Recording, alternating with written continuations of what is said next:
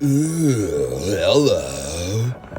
So, as you've seen from the title of this video, and the thumbnail, and what we're looking at right now, this is a video about Navient.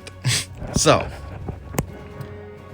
I see that stupid annoying banner on there. I'm not accepting their dumb cookies, F you. That's just gonna stay there. Anyhow, so what, if you haven't gone to college, then you might not be familiar with what Navient is. As such, Navient is a government student loan provider slash servicer. So basically, what does this do? Basically, Navient, these loans that Navient has used to be Sally Mae. Well, something happened with Sally Mae. I don't remember offhand. They bankrupt or some crap, and now it's Navient. So yeah, that's the small of it. But the big of it is they are a harassing organization. Basically, Navient is the equivalent of like a government mafia. I mean, for real, they really hound you and stalk you quite a bit, and there's actually a lot of backlash about this as well. So basically what they do is, for one, like, I get letters in the mail every month, and I mean, you can be 2 days late on your bill. Not your fault, you mailed it out in time, but it's just still in the mail. They already have a letter to your house 2 days late. Hey, we noticed you've been late on your bill. And that's like, seriously? What'd you do, overnight this letter to me? Dang, it's only been 2 days. And what's even more dumb is, so my mom's a co-signer, and she lives 6 minutes away from where I live, okay? We're practically neighbors. And they send one to her, too. So I just think that's dumb, because when you really break it down, it's like, they're just wasting paper to basically mail something to neighbors. Like, it's so stupid. Yeah, I got it. Thanks, Mom. Don't need it. Or if you're going to send it to my mom, which is dumb, but I don't need it then, because she got it. And at the end of the day, I end up getting both. My mom always gives me the one that they mail her. So that's step one. Step two is they call you all the time. So let me show you something really quick right here. This is my call log. There's not much on here. But as you see, there's that 617-762-5955 number. That is a Navient affiliate. These calls, the ones that are just times, those are from today. As you see, they called me 6 times. That Greenwich one may also be a Navient one. I am not entirely sure. Obviously it's only here once, but still. 6 times today. Last time being 438, and then it says in the first bunch, because then I ended up calling to pay my phone bill. So it was 1124 was the last one on wave 1, if you will. And this isn't anything new. They've been doing this for a while. 6-7 calls a day. It's not really it's not a person or anything. It's just an automated a robocall, basically. Sometimes you get nothing. You answer nothing. Or you answer and it's just an automated thing. They never leave you a voicemail. It's a harassing thing. So that's kind of what I wanted to talk about, because I feel like there's some... What the heck is this? Alright, these are ads now. I think. Is this? No. So I feel like this is something that a lot of people don't know about, but they should. I know my mom never wants to listen to me when I try to explain things to her, so... Not like she'll watch this video, but still. Oh, and that's the other thing too. Navient used to be ridiculously unhelpful. I mean, there was times in the beginning I called them multiple times because my mom was always complaining, I'm a co-signer, and she always thinks I have some kind of conspiracy theory plan that I'm trying to screw over her credit and all this, and it's like, nope, I just don't have the money. I mean, college was a major mistake, which that'll be another video that I'll talk about down the line. But yeah, I can't pay something I don't have money for, and she never wants to understand this. But anyways, so I called them in the past multiple times, and they didn't want to help you at all. Very resistant to it. I asked them for any kind of offer, even if they wanted to give me a part-time job through them, and they just keep my pay. And nothing. They were super resistant, and they were like, do you have a job? Did you lose your job? And I said, no, I have a job. And they said, well, if you lost your job, we could work with you then. I mean, it would just be reduced payments. And it was like, hold on a minute, what are you telling me right now? You're telling me that if I told you that I have no source of income, you still would expect me to pay somehow? And yeah, that's what they were coming down to. If you make $0 a month, they still somehow think you're gonna be able to pay something. I don't know how, but anyways, that's how it was. It is a little bit better now because they've had a lot of lawsuits because of how ridiculous and uncooperative they are. So that's what I want to get into. The first one is this lawsuit that happened in 2017, I think. What you need to know about the Navient lawsuit.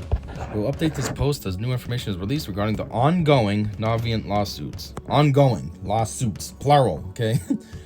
Navient is one of the nation's largest federal student loan servicers. If you have federal student loans, there's a good chance, probably a guaranteed chance, that Navient is your servicer. Since 2017, Navient has been mired in a growing number of lawsuits. I wouldn't doubt it. See, when I started calling them trying to ask for help, I think it was 2016. And so see, these lawsuits didn't exist yet, so they were able to be a pain like that. But ever since, now they are a little bit more cooperative. Still not as cooperative as you'd like, but they are significantly better. Anyhow, since 2017, Navient has been mired in a growing number of lawsuits. Growing, yeah, that's positive for a company. Including suits from the Consumer Financial Protection Bureau, CFPB, several state attorney generals, and a group of teachers. This guide will give you a quick history of the Navient lawsuits. It will explain briefly what they're about and what to expect moving forward. Yeah, I'm not going to read that. Navient lawsuit, a brief history. Let's take a look at why legal action against Navient began and how it got to this point it is today. The CFPB lawsuit. In January 2017, the Consumer Finance Protection Bureau filed a lawsuit against Navient. That organization accused Navient of failing to act in its consumers' best interests. Absolutely. Like I just said, they were so resistant to any type of help. Even if I was making $0 a month, they'd still expect me to pay something. And it's like, how? Among other things, the CFPB charged that Navient failed to correctly apply or allocate borrowers' payments to their accounts, steered struggling borrowers toward multiple forbearances instead of an income-driven repayment plan, which, yep, I think that was an option. And forbearances sound good in the short term to you because it's like, oh good, we don't have to worry about paying it. But no, it still stays and the interest just keeps piling up. So it actually ends up screwing you over in the end. That's why this is considered a negative. But of course, Navient's not going to tell you that. They're going to think, we're making more money. Yeah, which is dumb, because how do you think you're making money when somebody's struggling? You're not going to get the money, stupid. Deceive private student loan borrowers against cosigner release requirements. That's something I've asked about too. I don't remember when I did that. I did ask because my mom's been such a pain in the butt about this and it's annoying, and I'd rather her just be off of it and so I can deal with this myself. And like I said, I don't remember when I asked if it was in 2016 or when it was. But they did give me a load of bull crap about the release requirements. I don't remember what they told me though. Reported loans incorrectly to the credit bureaus, failed to inform borrowers of IDR plan renewal deadlines. In August 2017, Navient filed a motion for the CFPB lawsuit to be dismissed. Yeah, federal judge denied it. Yeah, there you go. F you, Navient. Update, this lawsuit is currently still open as of April 10th, 2020. Good. State lawsuits.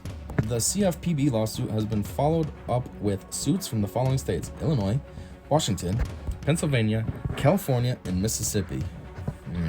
My state's not on there.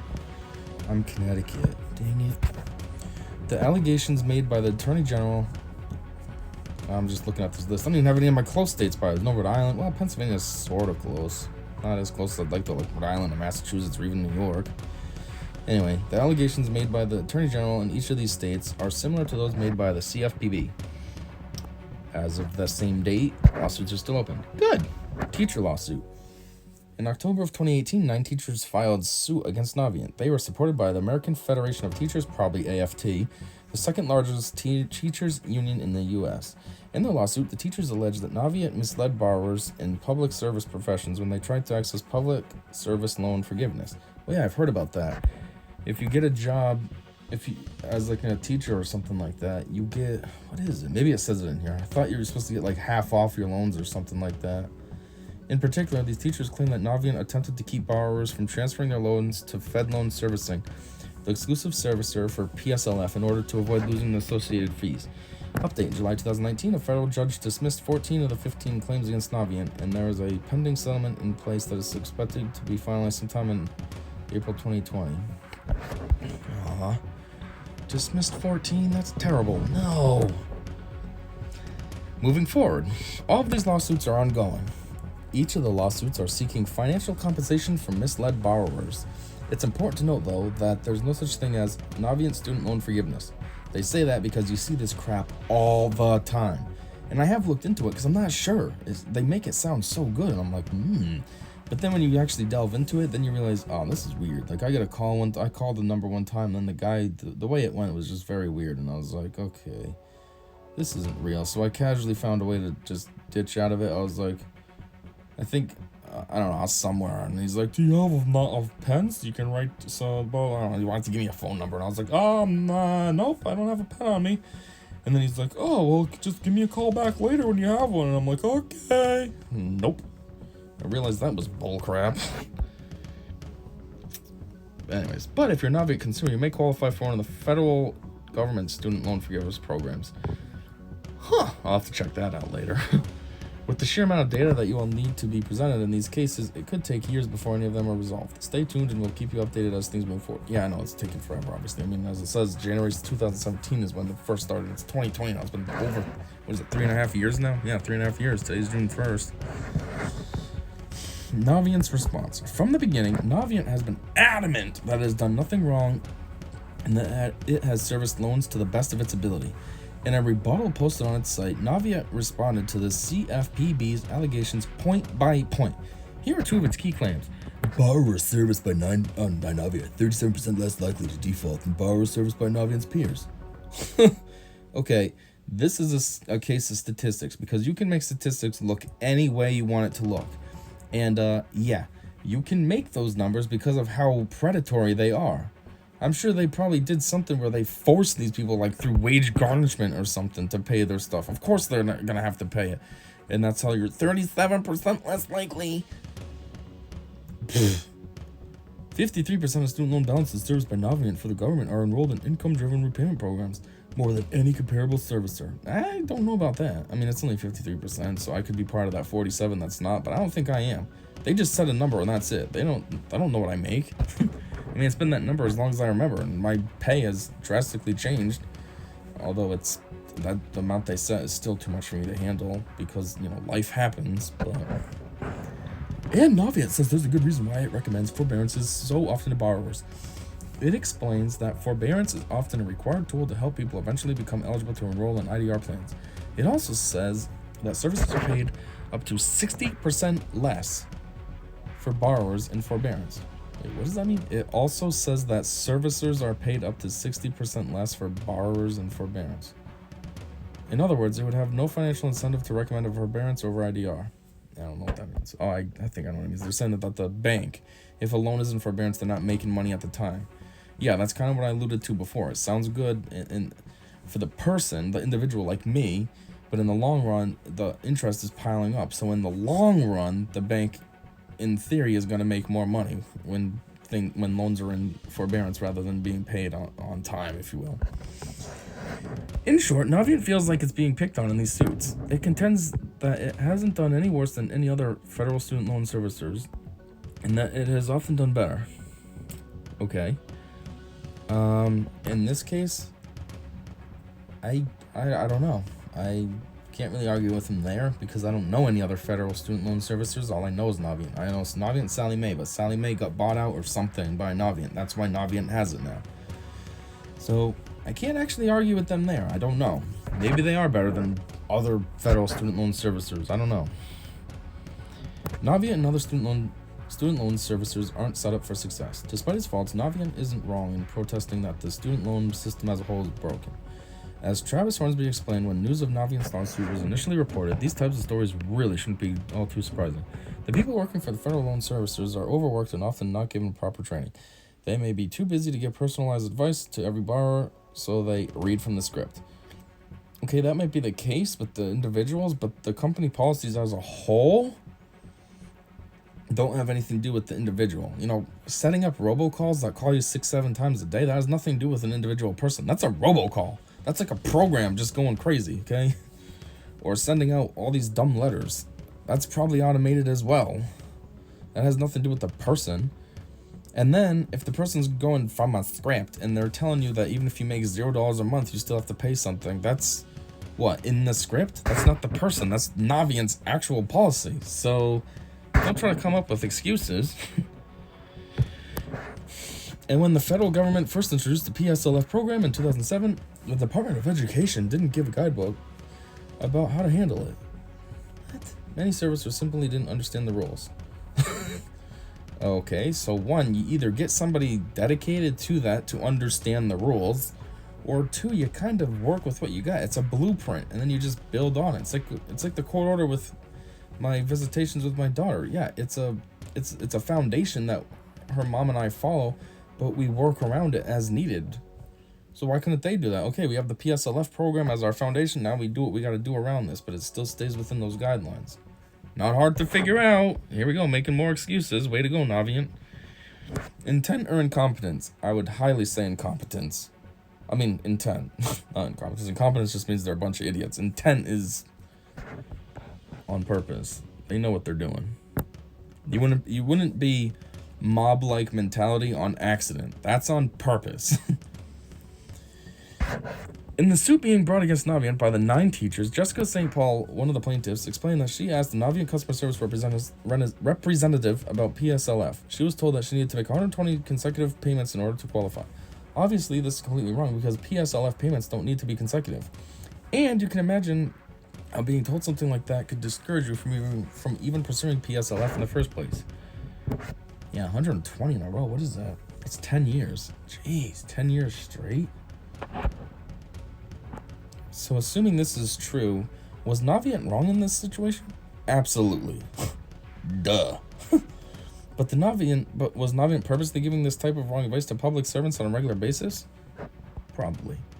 Or did Navient just fail to properly educate a customer service representative who ended up later giving a borrower bad advice? Those are the kind of questions these lawsuits are trying to answer. What can you do? Well, this case, I guess, could be like the person just didn't know. But I wouldn't doubt that that's actually Navient's policy as well. I mean, come on, it's Navient we're talking about here. What can you do if Navient is your servicer?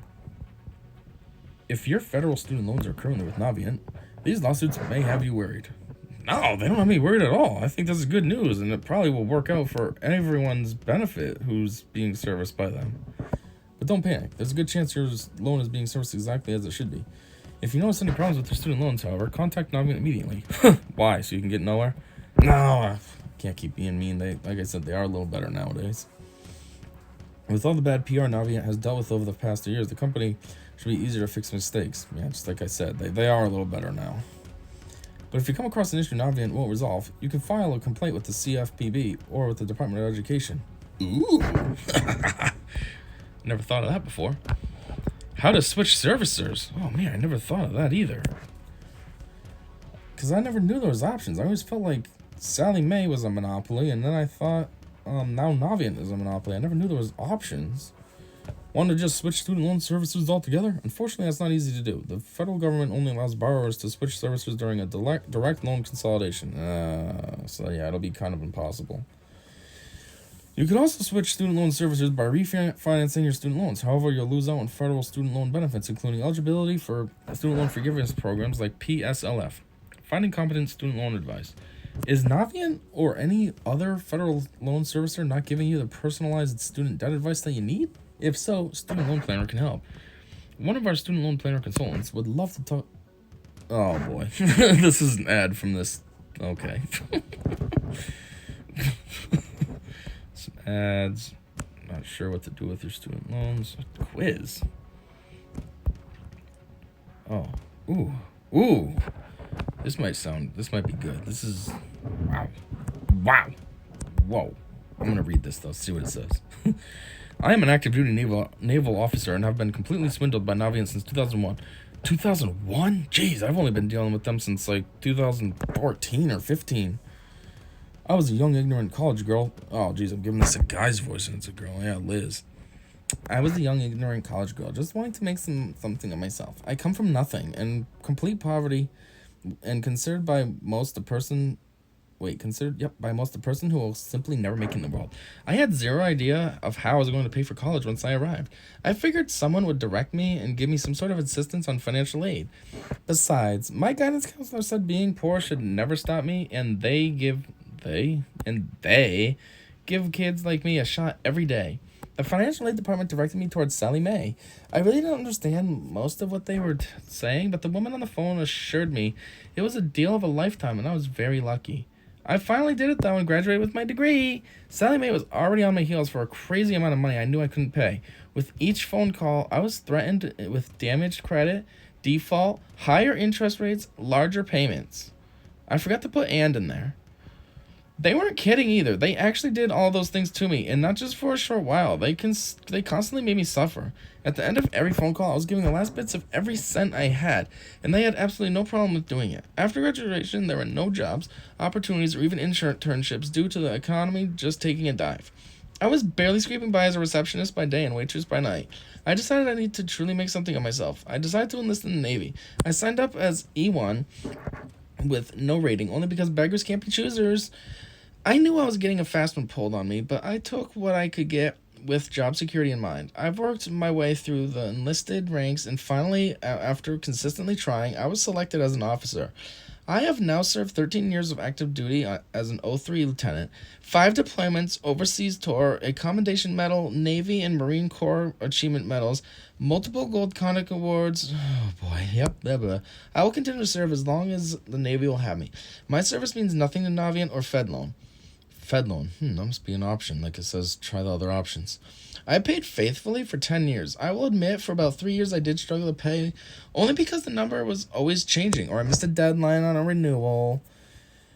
It was very hard to keep up as a grunt on deployment with the Sally Mae demands. Now and then I ask for forgiveness or a lower interest rate, and there's always a catch, something I missed, or another reason why I will spend the rest of my life paying for my education times 10. As an officer, I'm required to complete graduate school so I can continue to advance. I was hoping to use part of my GI Bill for my daughter so she might get stuck in my shoes. Unfortunately, military is now under pressure, and the fine print on the GI Bill is rearing its ugly head. I suppose I will continue to pay my extremely high student loan payments and put money aside for my daughter as well.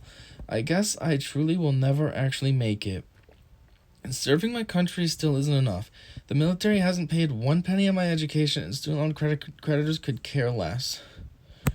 Then this guy comes in. Thanks for your service, Les. You might try reaching out to your representatives to share your story. Many similar stories might prompt some reform of PSLF rules. You're right. What's the worst that could happen? No one listens.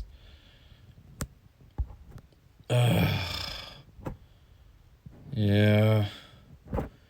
Well, I can't say I relate to the military stuff, but yeah, this is what I feel like too, like never make it, because you're always going to have this stupid debt you're swimming in. I'm going to make a separate video on this anyways, but we'll get around to it.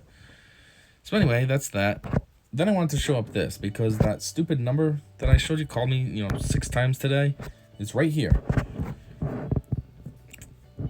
And there's a law firm for this, actually multiple. I just chose this one because it's the first one that I saw, and I felt like if I actually pursue anything, I'll probably try this one. But it says, "Who we are, Agris Law Firm, people first. We see you as a person, not just a client." That's too aggressive. "We see you as a person, not just a client, and that makes us better at what we do. We listen, we learn your story. And as we help you get the money you deserve, we go above and beyond in a way most law firms never could and never would. Because we're not just lawyers, and you're not just a client." How it works. "You have rights. Robocallers and debt collectors may be violating the law. We stop the calls. We make sure this number never harasses you again. You get money. You get money. Up to $1,000 for harassment and $500 to $1,500 for illegal robocalls. You don't even have to pay a dime. The other side, Navient, pays our fees and costs." And then check this bull crap out. 617-762-5999. 5955 also appears as... Oh, that's it? I thought there was a gigantic list. What? I thought it was a huge list. Okay, never mind then. We've had thousands of people like you. 6,003 quarters. Debt collection, harassment cases settled. 1,033 client reviews, outstanding. 151, whatever. Select your state, learn your rights. We're gonna do this really quick. Schloink. Connecticut. Connecticut Debt Collection Laws. The Creditors Collection Practice Act, CCPA, protects Connecticut residents from original creditors, such as mortgage companies, credit card companies, auto loans, medical bills, and utility bills. Like the federal debt collection law, Connecticut consumers can get damages of up to $1,000 under the CCPA. Plus, the CCPA also has a fee shift provision, so you won't pay us a penny for our fees or costs for our help stopping collector harassment. When we work on original creditor harassment cases, oftentimes depending on the amount of the debt, we're able to get the underlying debt waived and your credit report updated. Fair Debt Collection Practices Act. FDCPA. The FDCPA has been around since 1977. The FDCPA is a federal law that applies to every state. In other words, everyone is protected by the FDCPA. The FDCPA is essentially a laundry list of what debt collectors can and cannot do while collecting a debt, as well as things debt collectors must do while collecting a debt. Damages. If a collection agency violates any section of the FDCPA, the consumer is entitled to damages up to $1,000. Additional damages are warranted in cases where the collector's collection activities were so egregious the consumer suffered emotional distress. 99% of cases do not involve emotional distress damages. Attorney's fees. The FDCPA has a fee shift provision. Jeez.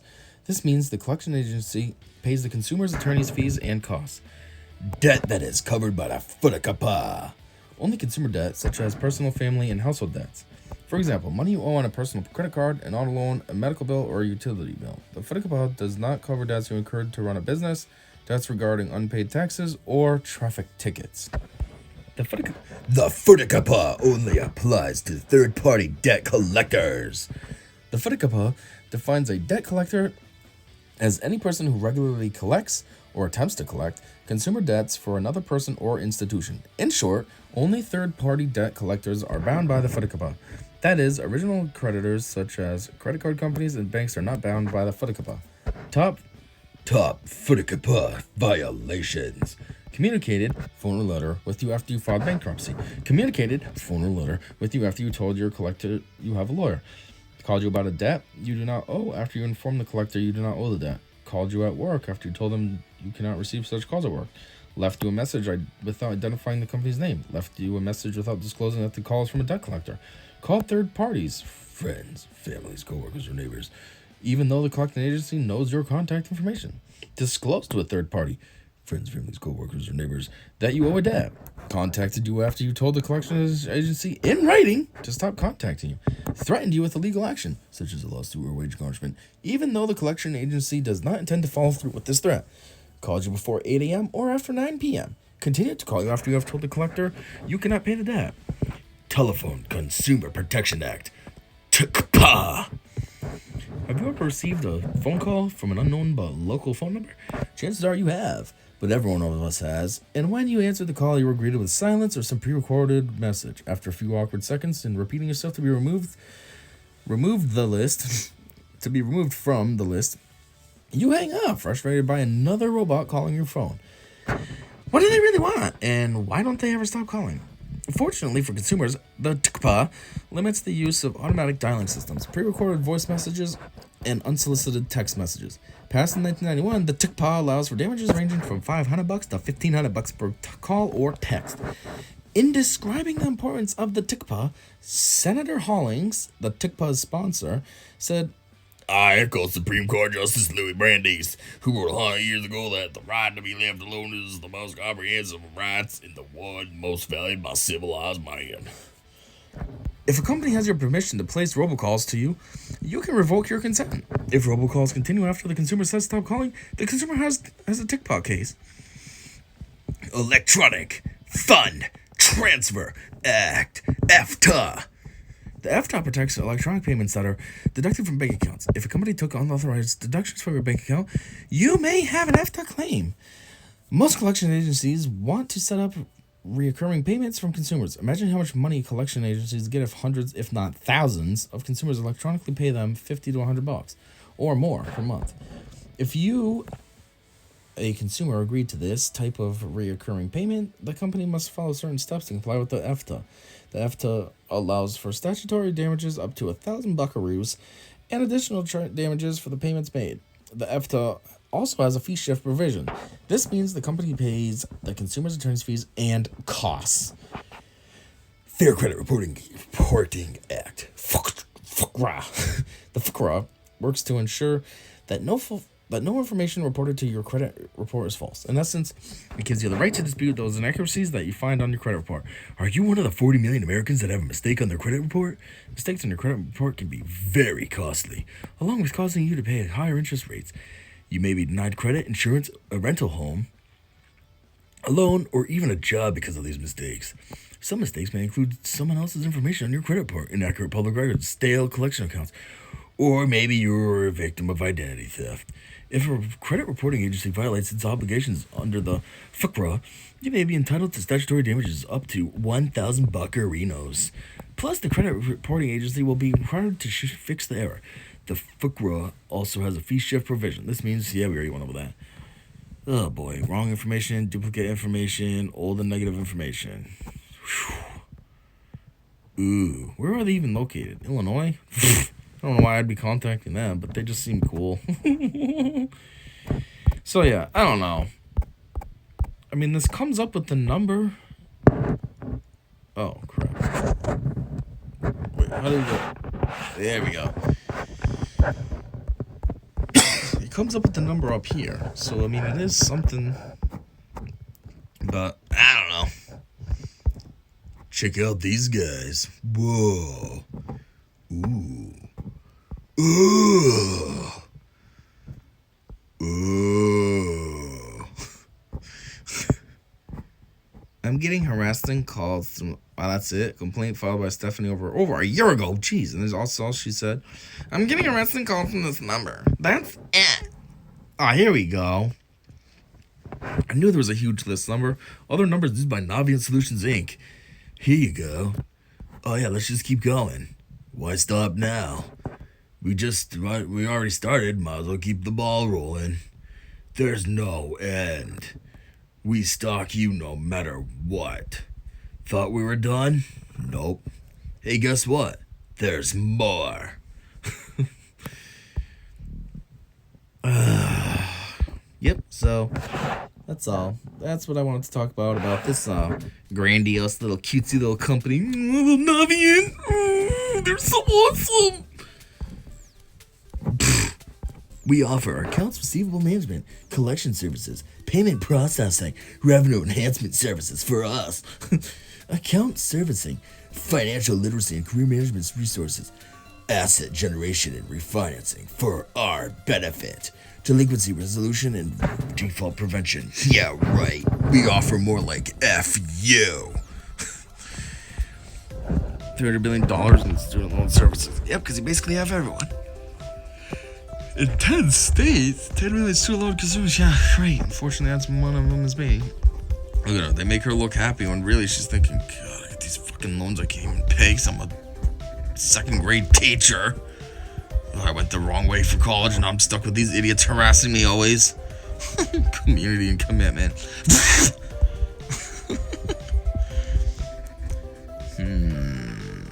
Okay. That's about it.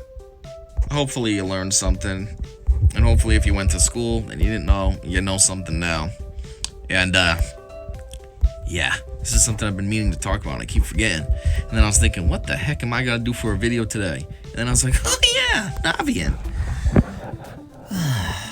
So this was fun for me, kind of. And, yeah, until next time, you already know what I said. Because, I said, see ya.